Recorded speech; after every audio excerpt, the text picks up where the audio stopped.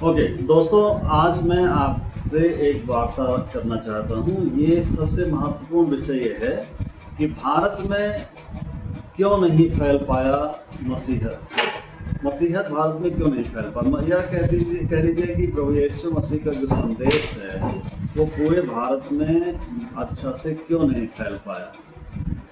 यीशु मसीह का प्रेम, करुणा, उद्धार का संदेश संपूर्ण मानवता के लिए है, और यह एक ऐसा सत्य है जो दिल को छूता है। सब कोई मानते हैं कि प्रभु यीशु मसीह का संदेश जो है इंसान के दिल को छूता है, आत्मा को झकझोरता भी है और जीवन को बदल भी देता है।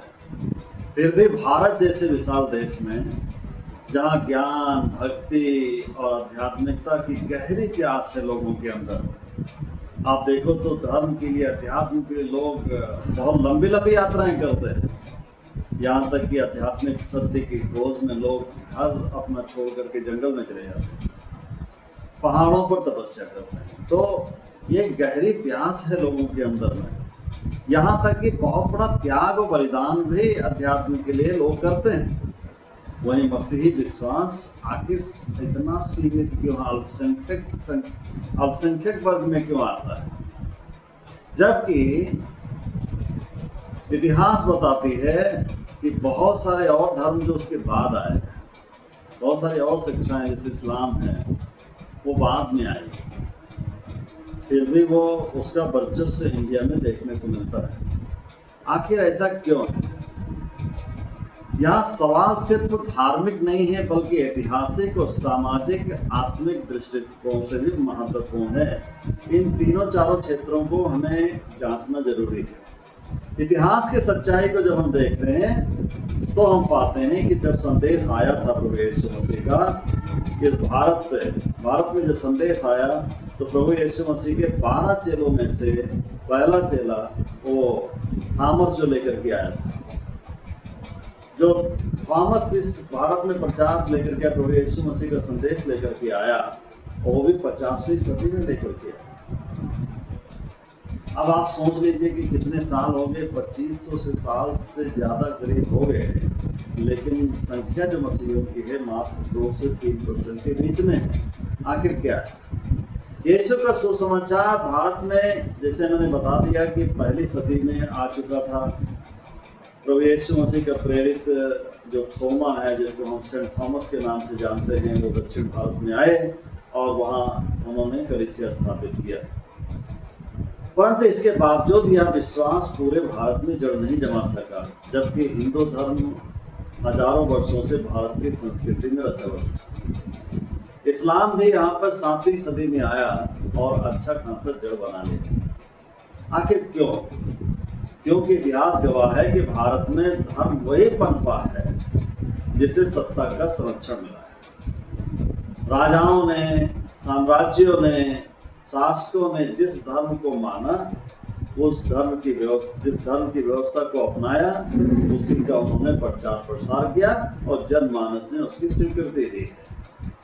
मसीह विश्वास को ना तो भारत के शासकों ने समर्थन किया और ना ही ब्रिटिश राज्य के काल में इसे शाश्वत रूप से प्रस्तुत किया गया। वास्तव में ब्रिटिश सत्ता ने मसीही धर्म का उपयोग बहुत हद तक के प्रशासनिक लाभ के लिए किया, लेकिन आत्मिक उद्धार के लिए उन्होंने कुछ नहीं किया। मतलब कहने का है कि जैसे स्कूल में उनको शिक्षक चाहिए था, डॉक्टर में उनको, हॉस्पिटल में उनको डॉक्टर चाहिए था, नर्स चाहिए था, तो वो क्रिश्चियंस का इस्तेमाल किए, मसीहों का इस्तेमाल किए, मगर सुसमाचार के फैलाने में उन्होंने कोई भी सहयोग नहीं किया, बल्कि और उनको दबाए रखा गया। यहाँ तक कि ये भी देखा गया है कि कई जगह पर जो ब्रिटिशर्स थे वो मसीही मिशनरियों को रोकते भी थे। तो अब सवाल ये उठता है, जो बड़ा वाजिब सवाल है, कि आखिर पवित्र आत्मा जो परमेश्वर ने हमें दी है, कलीसिया को जो दी है वरदान के स्वरूप में, क्या ये पवित्र आत्मा इतना कमजोर है कि राजाओं का संरक्षण बिना ये काम ही नहीं कर सकती है? जैसे हमने आपको बताया कि राजाओं के संरक्षण में धर्म पले बढ़े, और ये राजाओं का राजा जो अपनी आत्मा को भेजा, जिसको हम पवित्र आत्मा कहते हैं, जो सामर्थी आत्मा है। और प्रभु यीशु मसीह ने दावा भी किया कि जब तुम पवित्र आत्मा पाओगे तो सारे जगत में मेरे गवाह ठहरोगे। इतना सब कुछ होने के बावजूद भी, इतनी शक्ति होने के बावजूद, ये पावर जो पवित्र आत्मा की है, ये सब होने के बावजूद भी सुसमाचार नहीं फैला। तो क्या सच है कि यही मान लें कि बिना राजाओं के सहयोग के, बिना प्रशासन के सहयोग के मसीह धर्म का प्रचार प्रसार करना, इसको फैलाना असंभव है?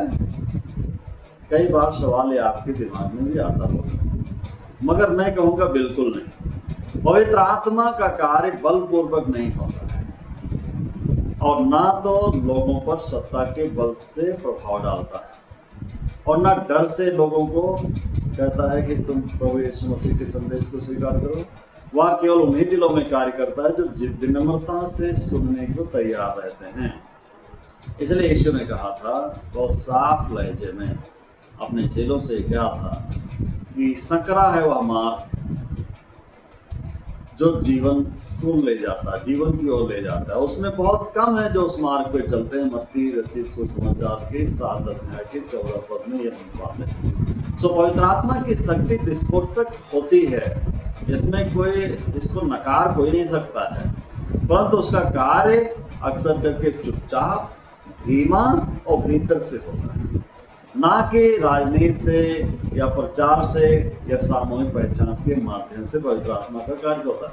पवित्र आत्मा का कार्य हमेशा चुपचाप, शांति तरीके से, धीमे गति से, धीमे तरीके से होता। कोई बहुत शोर नहीं मचाता। इतिहास और वर्तमान के कमजोर जिनके माध्यम से परमेश्वर ने राष्ट्रों को बदला, जैसे तमाम सारे उदाहरण मिलते हैं इतिहास में, हम देखते हैं वर्तमान में भी और इतिहास के भी तमाम उदाहरण हमको मिलते हैं, जिसमें बहुत सारे कमजोर इंसान जिन्होंने पूरे देश को बदल दिया है। हम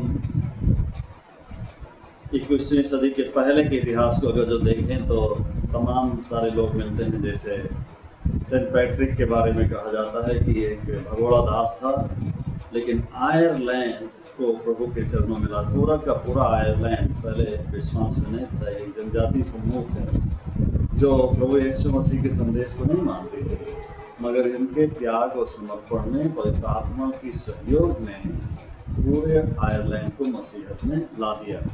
हमारे नॉर्थ ईस्ट में बहुत सारे प्रदेश ऐसे हैं जहाँ पर मिशनरियों के त्याग से और उनके बलिदान से, उनकी सेवा से बहुत सारे लोग प्रभु में आए। और मैंने एक कहानी अभी बहुत जल्दी ही पढ़ी थी ब्रदर यून के बारे में। ब्रदर यून जो है चीन का एक साधारण किसान का लड़का है जिसने लाखों की ज़िंदगी को बदल दिया। और उनके बारे में कहा जाता है तमाम सारे हाउस चर्चेज जो चीन में हैं उसका आंदोलन इन्होंने खड़ा किया और इसके कारण से वहाँ की सरकार ने इनको बहुत प्रताड़ित किया और इनके हाथ पैर तोड़े, इनको जेल में डाला गया और करीब 79 डेज का बिना जल पान के, बिना खाए पिए उपवास रहा। और एक दिन बताते हैं कि दिन का समय था, बिल्कुल उजाला, बिल्कुल प्रकाश है, लेकिन यून जेल से मुख्य द्वार से आराम से चलाता है जहाँ सब पहरेदार हैं, पुलिस फोर्सेस है, सब फोर्सेस है, सारे अधिकारी हैं, लेकिन उन अधिकारियों के सामने यून चुपचाप बाहर जेल से निकल आता है। क्या ऐसा क्यों संभव हो सका? क्योंकि उसके आत्मिक जीवन ने इतना प्रकाश दिया, इतना शक्ति दिया, इतना सामर्थ्य दिया कि हुआ क्या कि जैसे कि प्रेरितों के काम की पुस्तक में हम देखते हैं कि जब पतरस और यूहन्ना को जेल में डाल दिया गया तो वो लोग भजन कर रहे थे, प्रार्थना कर रहे थे और जेल की जो दीवारें थी, जो फाटक थे, वो टूट गए और वो बाहर निकल आए। और कई जगह पौलुस के बारे में भी लिखा है कि पौलुस को पवित्र आत्मा ने जेल से बाहर निकाला है सुरक्षित। तो वैसे ही ऐसा लगता है कि मानो पवित्र आत्मा ने उनकी आंखों को अंधा कर दिया और यून को बाहर जेल से निकाल रहे। आज भी यून जबरदस्त सेवकाई जो है अफ्रीकन कंट्रीज में कर रहे हैं। और चीन से निकलने के बाद वो सीधे यूरोपियन कंट्री पहुंच जाते हैं और वहीं से वो प्रभु की सेवा करते हैं। तो ये वर्तमान में भी उदाहरण हम देखते हैं कि बड़े नम्र दिल के लोग और बड़े कोई शक्तिशाली नहीं है, बड़े सामर्थ्य नहीं है, मानव दृष्टि से देखा जाए तो कोई पावर उनके पास नहीं है, कोई यहाँ तक कि बड़े पदाधिकारी भी नहीं हैं, बड़े विद्वान भी नहीं हैं, बड़े ऊंचे पद पे भी नहीं हैं, लेकिन फिर भी परमेश्वर ने इनको इस्तेमाल किया है। तो उम्मीद तो है, ऐसा नहीं है कि उम्मीद नहीं है। और परमेश्वर ने भारत में काम नहीं किया है। भारत में आज अगर जो असल में हम देखें तो मसीही प्रभाव दिखता है गहराई से, लेकिन गहराई से छिपा हुआ है। इसका प्रभाव देखने में मतलब वैसे देखा जाए तो नहीं 2% मसीही हैं, लेकिन इनका प्रभाव अगर जो देखा जाए तो बड़ा गहरा है। किस प्रकार का प्रभाव है? अगर हम सोचते हैं कि प्रभाव केवल तब होता है जब भीड़ हो, प्रचार हो, राजनीतिक मान्यता हो, पर यीशु का कार्य और अक्सर करके दिखाई नहीं देता है। वह घर घर में, दलितों और उपेक्षितों के बीच में, माताओं की प्रार्थनाओं में, छोटे छोटे गांवों की सभाओं और मंडलियों में। भारत में मसीह शिक्षा ने लाखों लोगों को, मसीही लोगों ने मसीह की शिक्षा से प्रभावित होकर लाखों लोगों को शिक्षा और स्वास्थ्य की गरिमा दी है। मिशन अस्पताल हो चाहे स्कूल के माध्यम से उन्होंने बहुत जबरदस्त सेवा दी है जिसको कोई नकार नहीं सकता।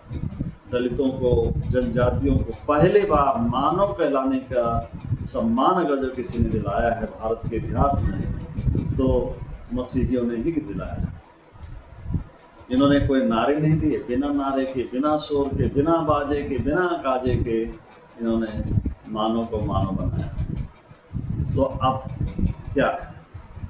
क्या बस हम यही देखते रहें कि हाँ ठीक है इतना काफ़ी है, काम हो रहा है, या कुछ और हम इसको विचार कर सकते हैं? क्या हम बस इसी से संतुष्ट हो जाएं कि हाँ हमारी प्रेजेंस है, हमारी उपस्थिति है? नहीं। यदि आप ये सवाल पूछ रहे हैं तो शायद परमेश्वर यही कह रहे हैं कि आप वो चिंगारी बन सकते हैं, आप वो रोशनी बन सकते हैं इसको फैलाने के लिए।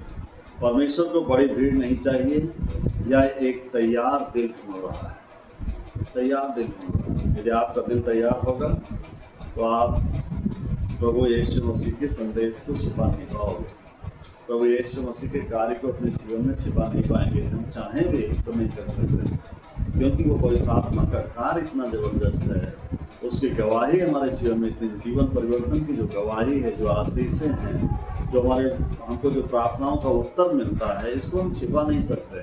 बिना शेयर किए हम रह नहीं सकते। ये चिंगारी आप हो सकते हैं, जो आप सुन रहे हैं मेरी बात को आप हो सकते हैं।